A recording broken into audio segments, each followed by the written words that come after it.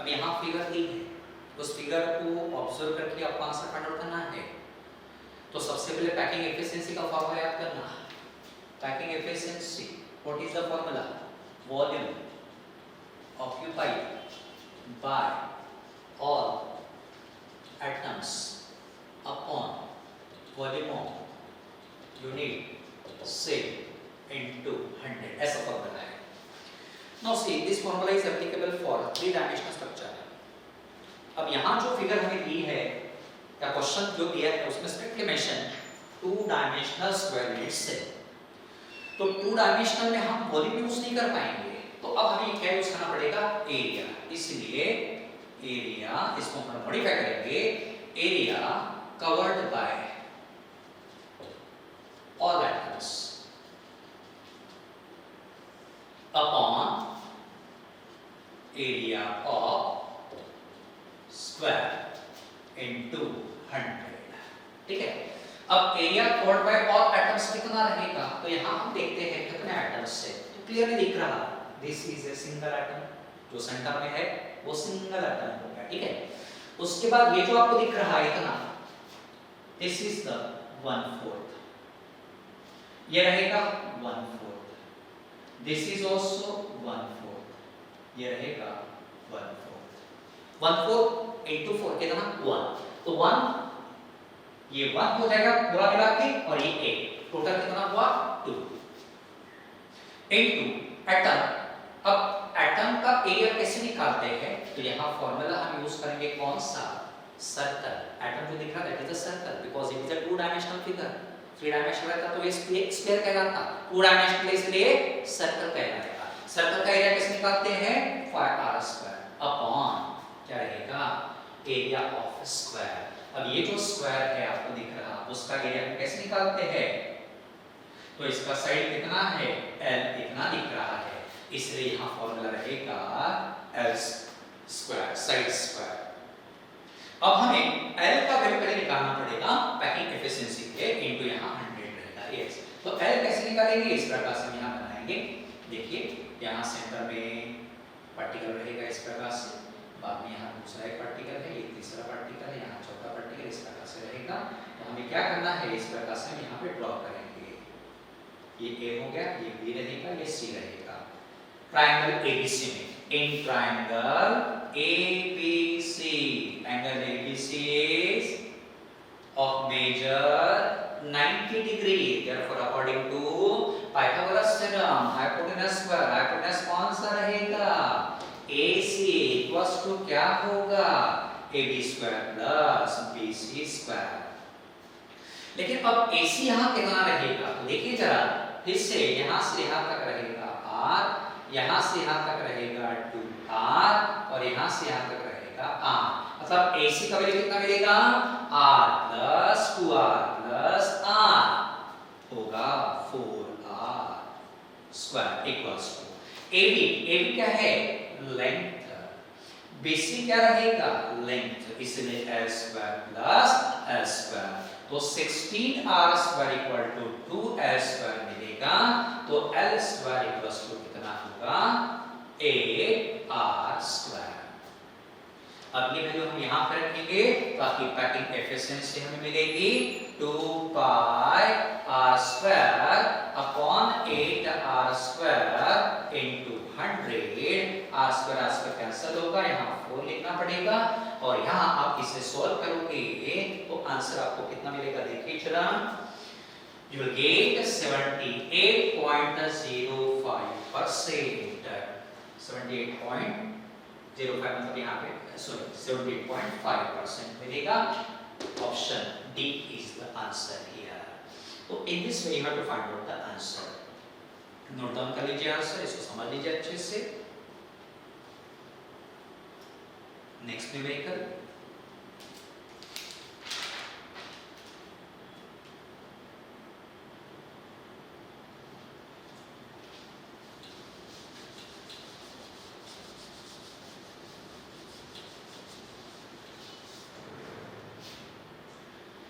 the correct statement regarding defects in solids is R.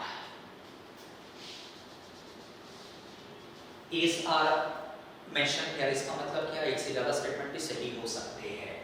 अब देखते हैं कौन कौन से स्टेटमेंट्स यहाँ सही रहेंगे, करेक्ट स्टेटमेंट हो जाए। तो पहला ऑप्शन देखिए, statement Frankel defect is usually favored by a very small difference in sizes of cations and anions। अब Frankel defect का कंडीशन ही है कैटायन और एनायन का size should differ largely, cation और एनायन के साइज में खूब ज्यादा डिफरेंस होना चाहिए तो ही Frankel defect दिखाई देता है, एग्जिबिट होता है। This is incorrect statement. Frankel defect is dislocation defect. अब Frankel defect में क्या होता है, देखिए इस प्रकार से हम स्ट्रक्चर लिखते हैं, इस प्रकार से यहाँ पैकिंग रहेगा या फिर इसका स्ट्रक्चर रहेगा ऑफ आयन सॉलिड का। तो ये अगर positive negative positive negative negative, ये पॉजिटिव नेगेटिव पॉजिटिव इस प्रकार से रहेगा, तो यहाँ positive, this is negative positive negative, ये रहेगा नेगेटिव, दिस इज पॉजिटिव, इस प्रकार से अरेंजमेंट रहेगा आयन का, ठीक है।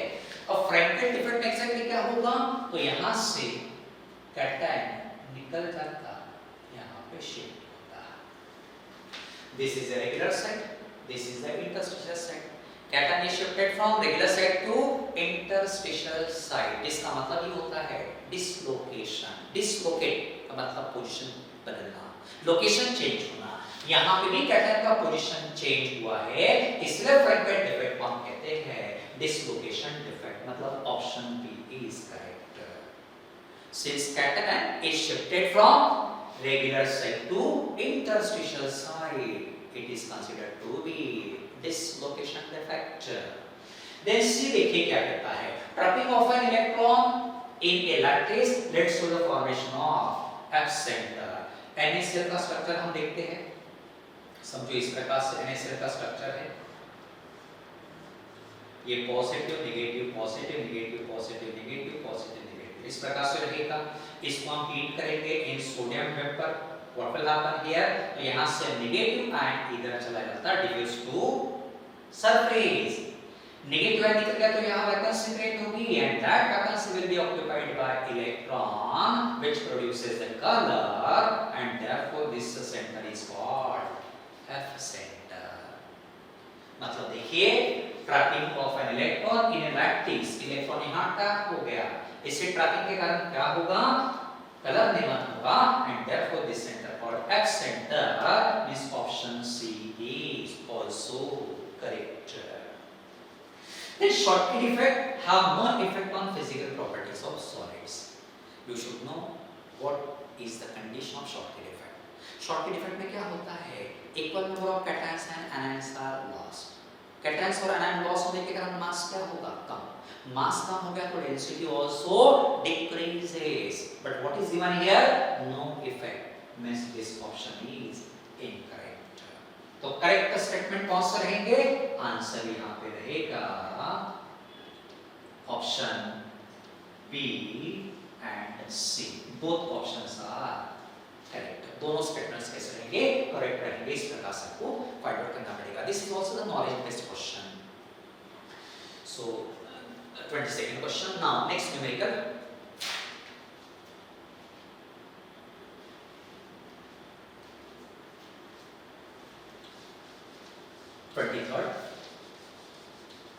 दो स्टेटमेंट्स यहां दिए हैं, इन दो स्टेटमेंट्स को हमें पता करना है इससे कौन सा सही है कौन सा गलत है। Read the following question and answer the as per the directions we are given। A statement 1 correct, statement 2 correct, statement 2 is the correct explanation of statement 1, ऐसा दिया है।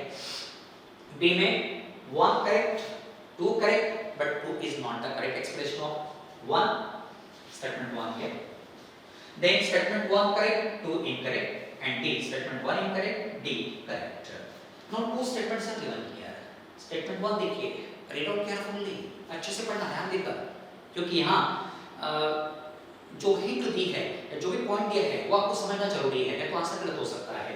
तो statement 1, in any ionic solid Mx with Schottky defects the number of positive and negative ions are same। अब short के defects को अच्छे से आप पढ़ेंगे तो आपको समझ में आएगा कि शॉर्ट के डिफेक्ट्स फॉर्म होते समय equal number of cations and anions lost. जब equal number of cation and anion निकल जाएंगे तो जो आयंस बचेंगे कैटायन और एनायन उनका भी नंबर कैसे रहेगा, सेम रहेगा। मतलब स्टेटमेंट 1 क्या रहेगा, करेक्ट रहेगा। ठीक है, उसके बाद स्टेटमेंट 2 सोचते हैं equal number of cations and anion vacancies are present. अब देखिए जब इक्वल नंबर ऑफ कैटायंस और आयंस लॉस होंगे तो जो वैकेंसीज क्रिएट होगी उनका भी नंबर सेम ही रहेगा, इक्वल रहेगा। इसलिए option 2 is statement 2 is also correct. और अब हमें सोचना है कि स्टेटमेंट 2 जो है वो स्टेटमेंट 1 का सही एक्सप्लेनेशन है क्या। तो देखिए जब यहां से स्टेटमेंट 1 में पता चल रहा है कि equal number of cations and ions रहेंगे और जब कैटायंस इक्वल नंबर में लॉस होंगे, कैटायंस और आयंस इक्वल नंबर में लॉस होंगे तो वैकेंसीज भी बिल्कुल इक्वल नंबर में रहेगी। मतलब स्टेटमेंट 2 जो रहेगा वो स्टेटमेंट 1 का करेक्ट एक्सप्लेनेशन रहेगा। इसलिए आंसर अब यहां कौन सा रहेगा, देखिए जरा ऑप्शन ए, दोनों सही है and statement 2 is the correct explanation of statement 1। इसलिए आंसर आपका कौन सा रहेगा, ए। नेक्स्ट क्वेश्चन,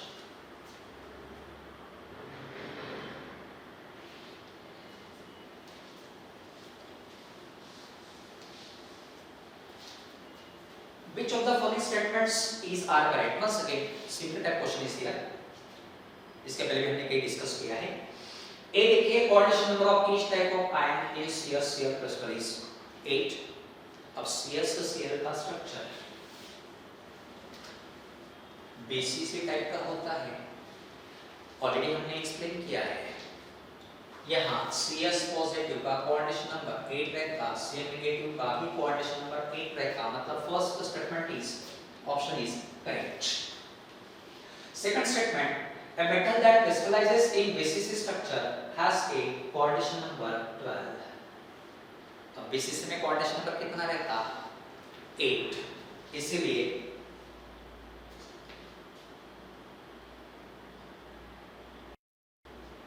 जो ऑप्शन बी रहेगा दैट इज इनकरेक्ट। मतलब यहां हम लिखेंगे गलत है, incorrect. Say a unit cell of ionic crystal shares the sum of its ions with the other unit cell। इसका मतलब देखिए क्या होता है, अगर हम इस प्रकार से यूनिट सेल को बनाएंगे तो यहाँ जो पार्टिकल रहेगा, आपने पढ़ा है कि this particle at the corner is shared by 8 other unit cell. मतलब ये पार्टिकल दूसरे यूनिट सेल के द्वारा शेयर होना ही है, कोई भी क्रिस्टल स्ट्रक्चर हो। This option C is correct. Now the length of unit cell in NS is 552 picometer are Na positive। Sodium ion का रेडियस दिया है 95, क्लोराइड आयन का रेडियस दिया है 181। तो अब हमें इनको यूज करके यूनिट सेल का एजमेंट पता करना है। तो अब स्ट्रक्चर कौन सा है Na सेल का, देखिए अगर आपको याद होगा तो Na सेल का स्ट्रक्चर रहता है FCC। ठीक है, यहाँ पे ये रहेगा Cl, ये रहेगा Cl नेगेटिव दोनों, और बीच में रहता है Na पॉजिटिव। समझा, हमने एक एज लिया है, इस एज का लेंथ कितना रहेगा, a इतना रहेगा। दो कॉर्नर्स पे दो क्लोराइड आयंस रहेंगे और सेंटर में ए सेंटर में Na पॉजिटिव रहेगा। ठीक है, बाद में देखिए आपको दिख रहा इस फिगर से क्लियरली कि edge length A equals to कितना रहेगा। तो पहले यहां से अब क्या रहेगा, radius of Cl negative plus ये पूरा क्या रहेगा, डायमीटर ऑफ Na पॉजिटिव। मतलब यहां लिखना पड़ेगा 2 into r of Na positive plus क्या रहेगा, इस Cl नेगेटिव का रेडियस मतलब r ऑफ Cl नेगेटिव। तो अब हम यहां लिखेंगे 2, ये प्लस 1 2 होगा Na positive, radius of Na positive plus radius of Cl negative 2 into Na positive का रेडियस कितना है 95, C नेगेटिव 181, तो आपको मिलेगा 5 + 1 6, 8 + 9 17, 1 2 into 2 you will get 552 picometer. देखिए वहां पे 552 picometer is given over there, means statement D is also correct. In this way answer आपका कौन सा रहेगा? A, C and D correct. These three statements are correct statements. In this way you have to find the answer. Next question.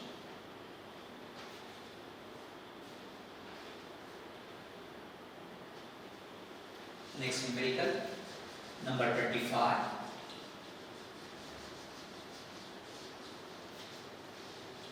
What is given here? For two isomorphous crystals A and B,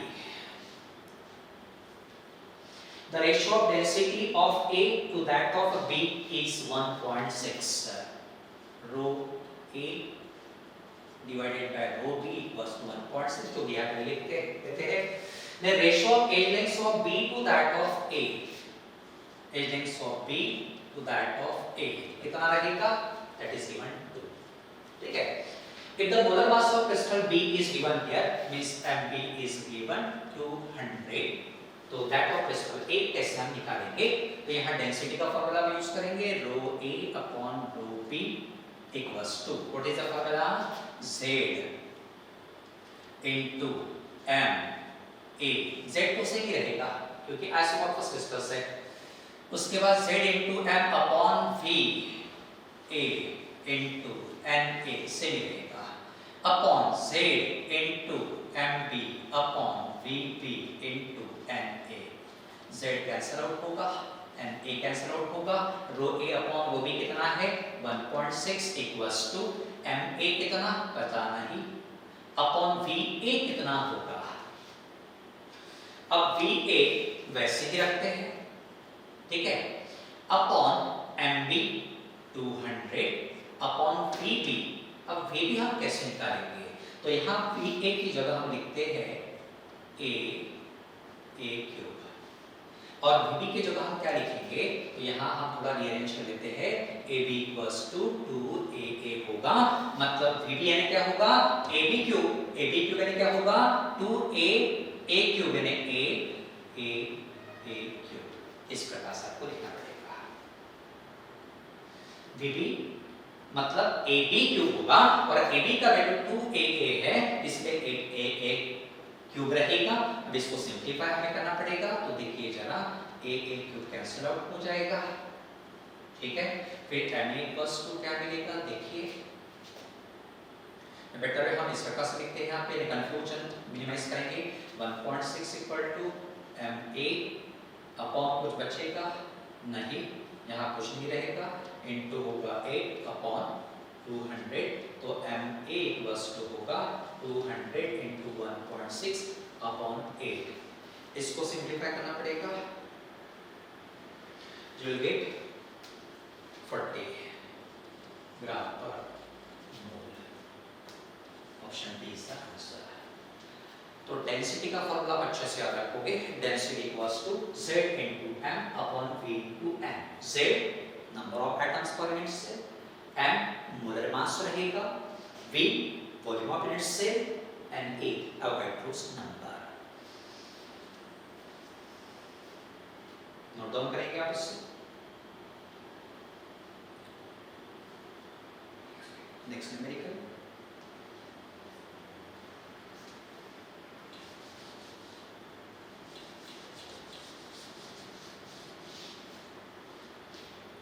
a metal crystallizes into two cubic phases FCC and BCC. Unit cell lengths are 3.5 angstrom and 3.0 angstrom respectively. The ratio of densities of FCC and BCC. Once again you have to use the formula of density. तो row ratio किसका निकालना है? FCC divided by rho BCC equals to formula Z. FCC में Z रहेगा, direct आप 4 into molar mass of FCC अब molar mass of FCC मतलब capital M same ही रहना है क्योंकि मेटल सेम है। देन अपॉन V, V क्या रहेगा VFCC इनटू नेक्स्ट क्या रहेगा Na सेम रहना है अपॉन Z, BCC में Z 2 रहता, molar mass remain same VPCC into Na। M cancel out होगा, Na भी कैंसिल आउट होगा, बचेगा क्या इक्वल्स टू, अब यहाँ 2 2 जा 4 यहाँ रहेगा 2, ठीक है, into BCC, volume of BCC equals to क्या रहेगा A क्यूब BCC अपॉन रहेगा A cube FCC equals to. अब देखिए BCC में A का वैल्यू क्या रहेगा यार, H links are given here, yes, H links are given here. What is the value of A in BCC? BCC FCC में 3.5 मतलब 2 into 3 cube upon 3.5 cube। देखिए जरा सही है क्या, चेक आउट कीजिए। Yes, this is correct. So that you will get here 1.259। आपको solve करना पड़ेगा is to 1, रेशियो इस प्रकार से मिलेगा। देखिए कहां पे रेशियो दिख रहा है, ऑप्शन ए 1.259 is to 1, इस प्रकार से आंसर आपको मिलेगा। नेक्स्ट क्वेश्चन की तरफ होते हैं।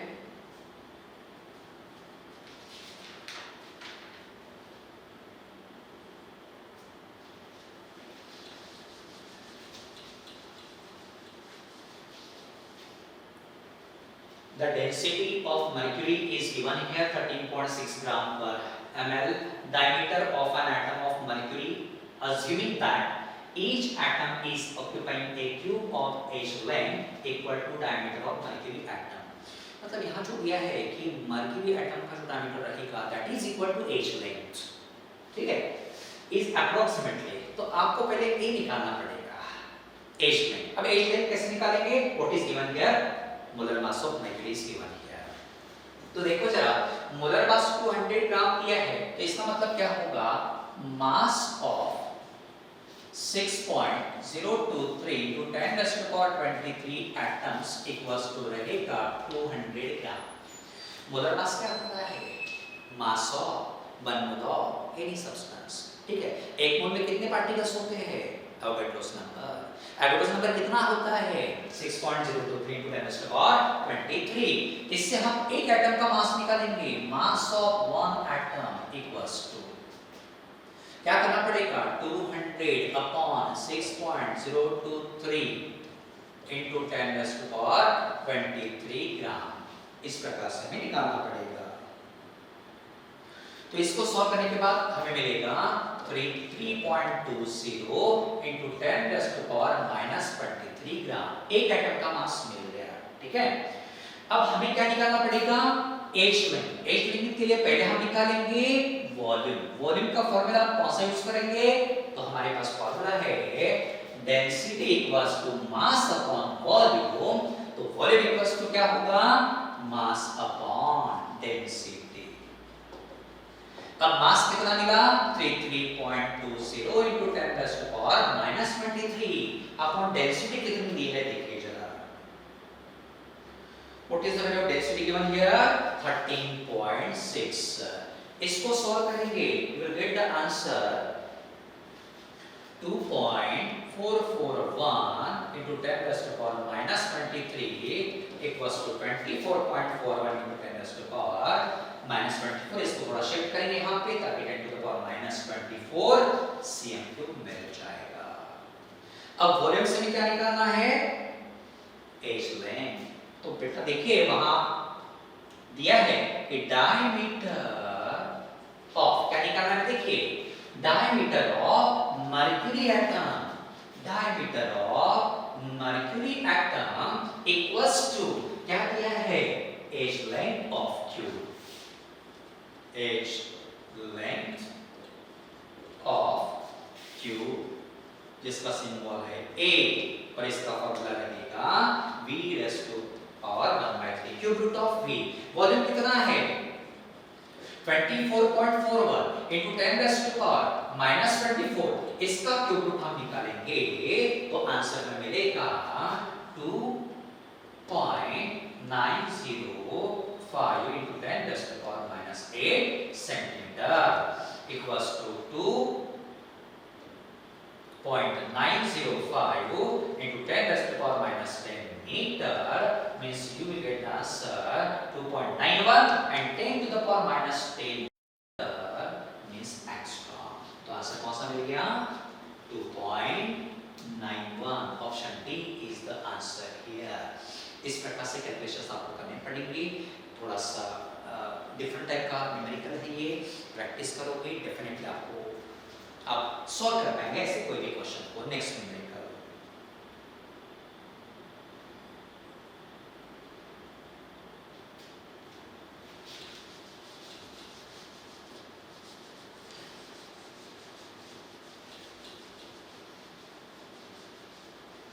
नेक्स्ट क्वेश्चन क्या कहता है? An element crystallizes into a structure which may be described by a cubic triconfinite cell having one atom on each corner of the cube and two atoms on one of its diagonals. Her corner पे एक atom दिया है और diagonal पे कितने atoms हैं? दो. If the volume of this unit cell is given and density is also given, the number of atoms present in 200 gram of element is. तो यहाँ हम शॉर्टकट यूज करेंगे. सबसे पहले क्या डिटरमाइन करेंगे? Number of unit cells in x gram equals to क्या formula है? x upon rho into v. x रहेगा मास. कितना दिया है? 200. Rho means density. What is the value? 7.2. Volume कितना है? 24 into 10 raised to power minus 24. इसे सॉल्व करेंगे आप तो आंसर मिलेगा 1.15 into 10 raised to power 24. इतना यूनिट सेल मिल गया. बाद में हम निकालेंगे number of atoms in one unit cell equals to. कैसे निकालना? तो यहाँ हिंट इज गिवन. कौन सा दिया है कि हर कॉर्नर पे एक एटम है. अब कॉर्नर पे जितने भी एटम्स है उनका टोटल कंट्रीब्यूशन कितना रहेगा? 1 in one unit cell, इसलिए 1 प्लस बाद में लिखा है 2 atoms at its diagonals, उनका भी कंट्रीब्यूशन 2 रहेगा. मतलब टोटल कितना हुआ? 3. Hence number of atoms. अब देखिए जरा एक यूनिट सेल में कितने एटम्स है? 3. तो इतने यूनिट सेल में कितने एटम्स होंगे? सिंपल वे में कैलकुलेट कर पाएंगे. Number of atoms in 200 gram equals to 3 into 1.15 into 10 raised to power 24. तो यहाँ आपको आंसर मिलेगा ऑप्शन डी जो है यहाँ पे that is 1 into 10 raised to power 10 रहेगा. इस प्रकार से तो देखिए आंसर इसको मल्टीप्लाई करना पड़ेगा तो आपको मिलेगा 3.45 into 10 raised to power 24. यहाँ ऑप्शन कौन सा रहेगा? Answer A. नोट डाउन कर लेंगे आप. स्टेप्स इस प्रकार से रहेगी.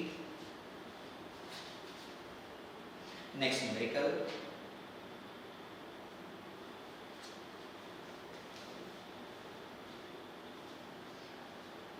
A crystalline solid of a pure crystal has abscissa structure with a cell age of 400 picometer. A is given here once again. If density of substance is given, then the number of atoms present in 256 gram of the crystal is n into 10 raised to power 24.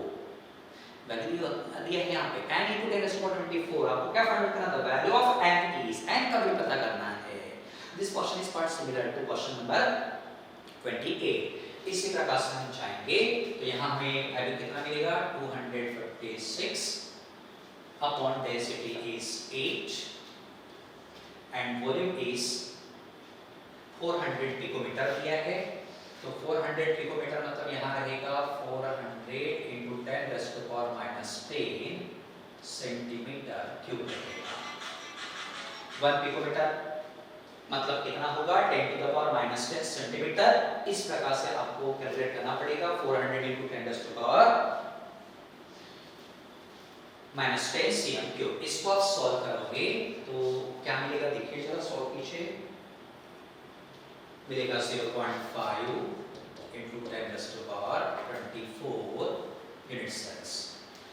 उसके बाद क्या दिया है हमें, arrangement कौन सा है देखिए जरा, FCC, तो number of atoms in 1 unit cell equals to कितना रहेगा, FCC में एटम्स की संख्या कितनी रहती है 4, देयरफॉर नंबर ऑफ एटम्स इन 256 ग्राम कितना रहेगा, यहाँ 4 से मल्टीप्लाई करना पड़ेगा, यहाँ रहेगा 0.5, so that will get 2 into 10⁻24, but what is the value given here, n into 10⁻24 atoms, and therefore n equals to कितना मिलेगा 2 मिलेगा।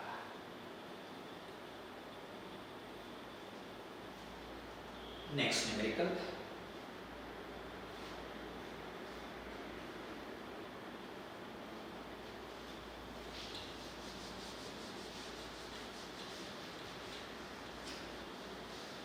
Numerical number 30, the correct statement for cubic close packing 3-dimensional structure is R। अब यहाँ पे options को हमें correct करना है, कौन कौन से सही है। तो पहला दिया है the number of neighbors of atom present in topmost layer is 12, packing कौन सा दिया है क्यूब CCP, yes CCP में अरेंजमेंट कैसा रहता है ABC अरेंजमेंट। अब यहाँ एग्जैक्टली क्या होगा देखिए, जो अरेंजमेंट इस प्रकार से रहेगा, सेंटर्स पे 1 2 3 4 5 6, उसके खुद के लेयर में कितने के साथ जुड़ता है 6 के बाद, इसके ऊपर में रहेंगे 3, इसके नीचे में 3, ठीक है। इसके बाद और यहाँ पे रहेगा 6 इस प्रकार से, यहाँ 6 रहेगा, ABC इस प्रकार से रहेगा। अब हमें क्या पूछा है, the number of neighbours of atoms present in topmost layer. अब टॉपमोस्ट लेयर अगर हम इस प्रकार से लेते हैं, इस पर टॉपमोस्ट लेयर कंसीडर करेंगे, suppose this is the topmost layer, ठीक है। तो इसके नीचे के लेयर में कितने हैं 3, ठीक है। उसके इसके ऊपर के लेयर में कितने रहेंगे 3, मतलब यहाँ पे क्या हो गया कि जो टॉपमोस्ट लेयर जो रहेगा उसका नियरेस्ट नेबर कितना रहेगा, नाउ हियर ऑप्शन ए में 3 + 6 मतलब कितना आना चाहिए 9, ये 6 हो गया, ठीक है, और इसके ऊपर 3 रहेगा, इसके ऊपर 6 रहेगा, उसके ऊपर 3 रहेगा, चलेगा।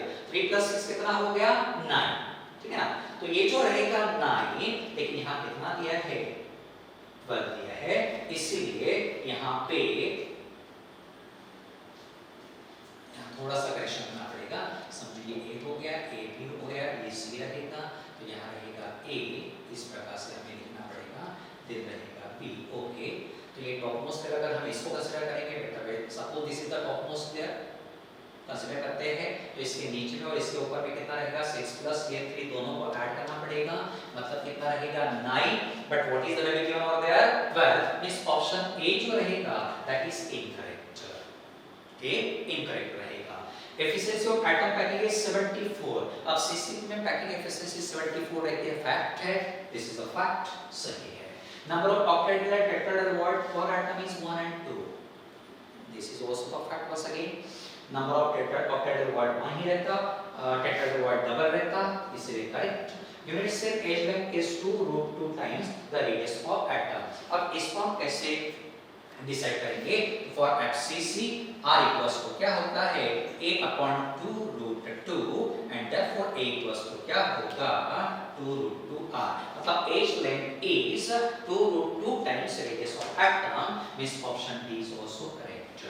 तो कौन सा ऑप्शन से यहां से लेंगे, option B, C and D all are correct. Next numerical,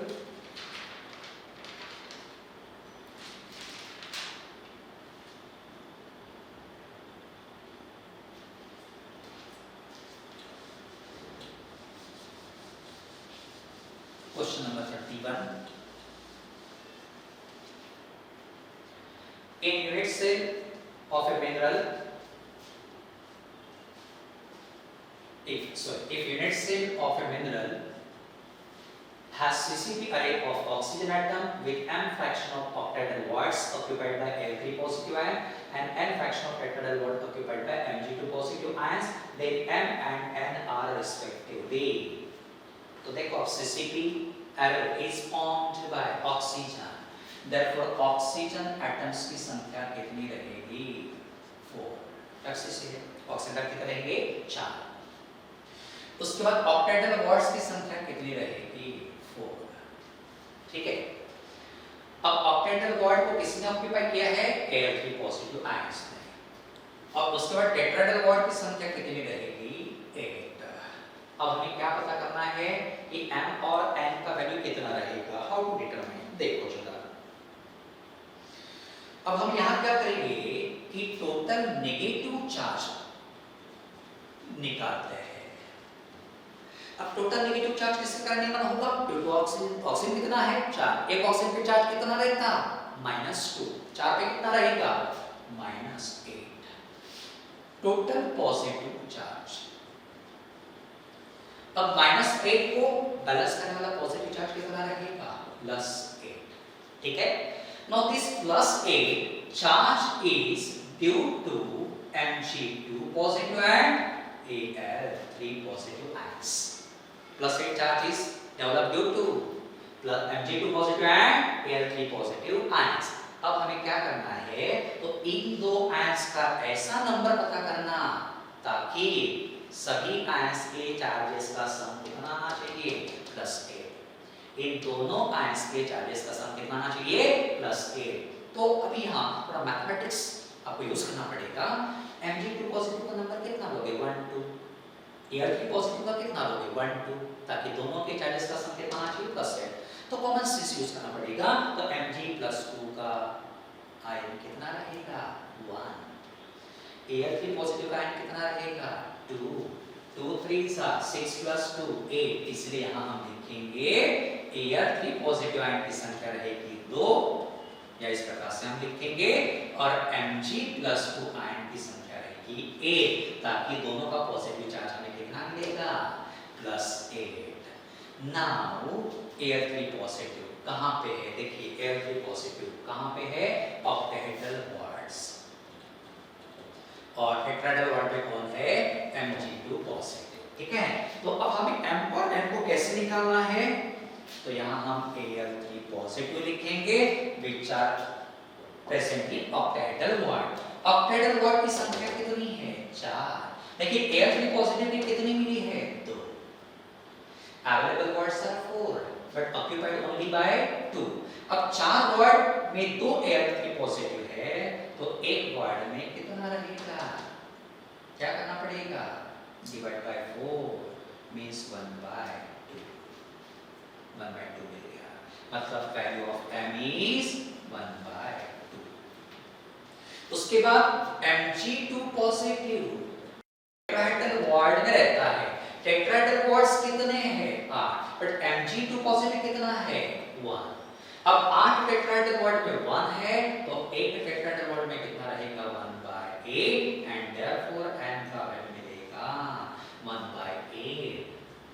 देखिए जरा कहाँ पे है? Option A is the answer here. 1/2, 1/8। Difficulty level is quite high, अच्छे से प्रैक्टिस आपको करनी पड़ेगी। नेक्स्ट न्यूमेरिकल ना,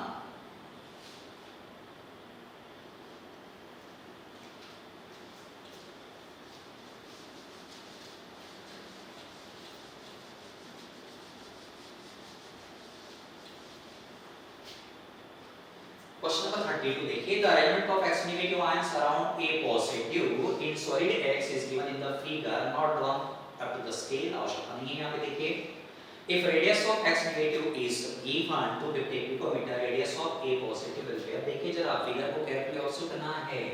ये जो आपको दिख रहा, इसको क्या कहते हैं? This is nothing but void।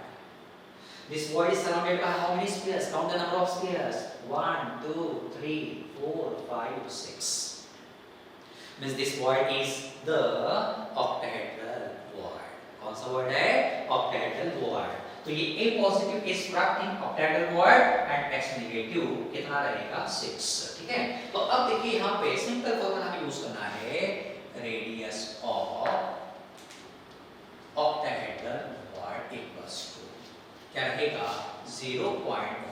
R ऐसा फॉर्मूला यूज करना है। What is R here? R is the radius of this atom.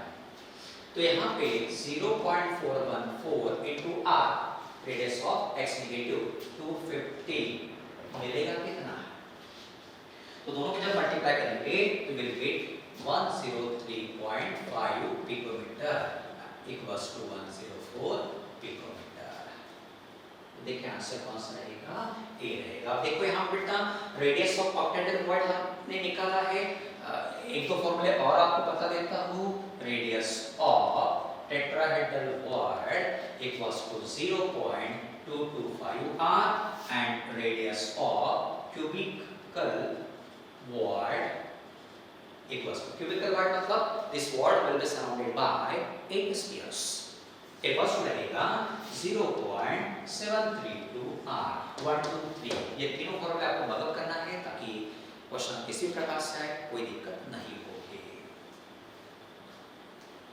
Next question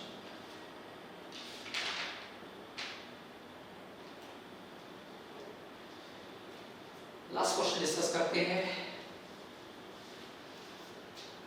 JW advance में पूछा गया क्वेश्चन है ये।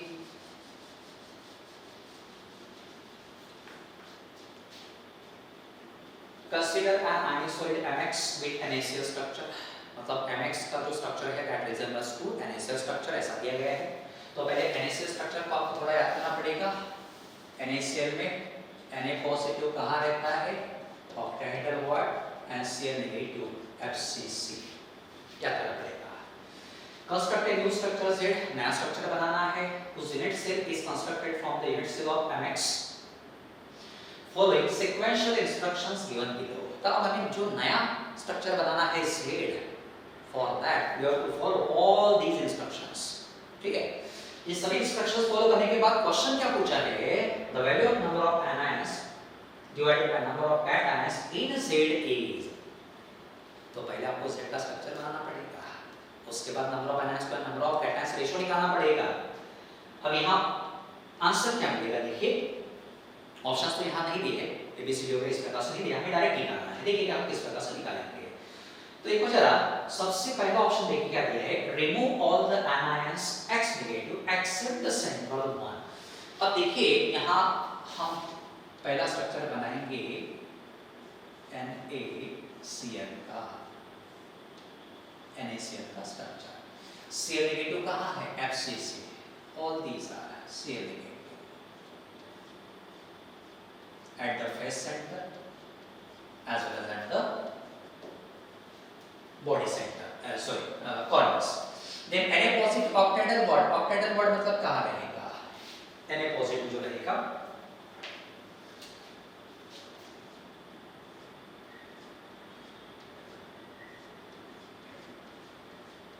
इस प्रकार से रहेगा। देखिए सभी H के सेंटर में आएंगे। This is the Na positive. ठीक है, और एक यहाँ पे भी रहेगा Na पॉजिटिव जो सेंटर में रहता है। अब पहला सीक्वेंस क्या दिया है? Remove all the anions except central one. अब ये सेंटर में जो है वो कौन सा है दिख रहा? Na पॉजिटिव। कैटायन एनायन है, कैटायन है, but what is given over there? Remove all anions except the central one.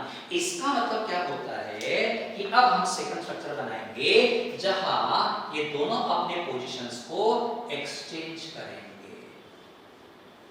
मतलब अब देखिए जरा जो Na पॉजिटिव है कहां रहेगा?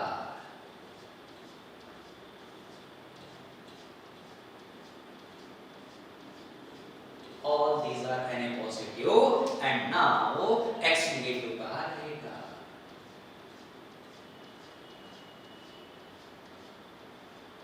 This is X negative और these are X negative।